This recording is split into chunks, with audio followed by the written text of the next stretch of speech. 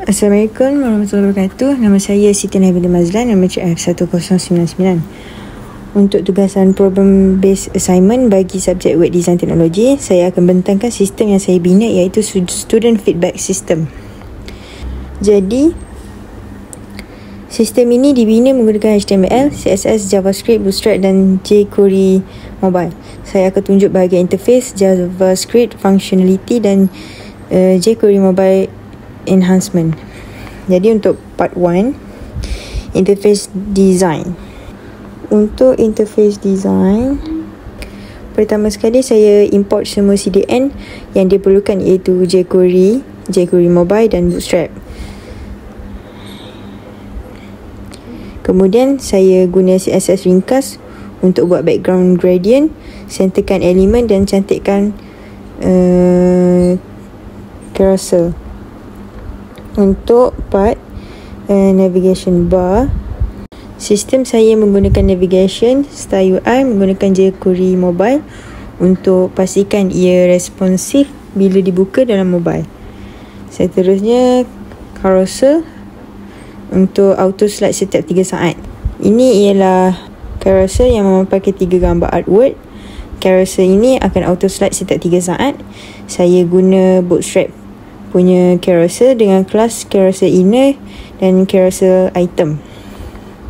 Untuk part 2, feedback form. Untuk feedback form,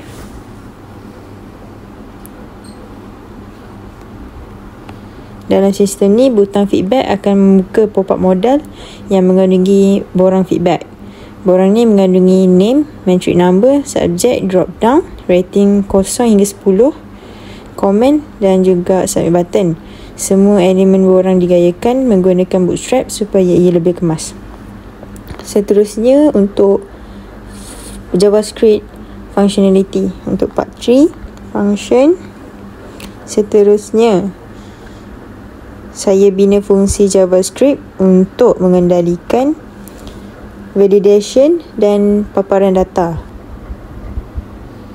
Untuk validation, bahagian ini memastikan name, metric number dan subjek tidak boleh kosong.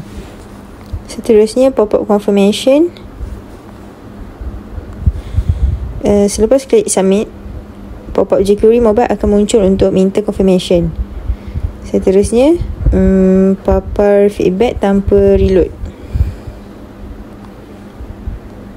Jika user tekan yes pada pop-up, data akan dipaparkan di bawah form menggunakan HTML injection.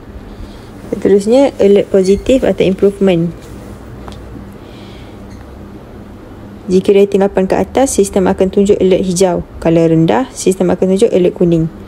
Seterusnya, untuk part 4, jQuery Mobile enhancement.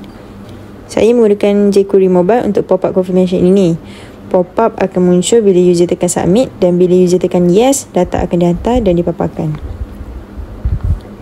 Ini adalah output-outputnya. Gambar akan bertukar setiap 3 saat. Ini adalah tempat untuk submit feedback.